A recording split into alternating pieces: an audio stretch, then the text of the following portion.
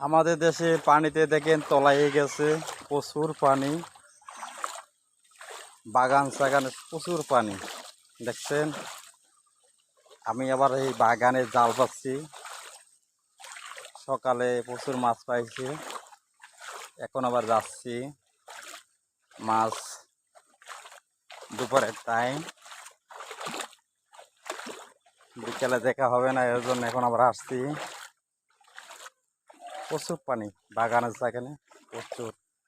সকালে বিশাল বড় এক সাপ বাজছে, আপনার দেখাইতে পারি নাই। দেশে কারেন্ট ছিল না, নেটওয়ার্ক ছিল না, এর জন্য মোবাইল আনি নেই।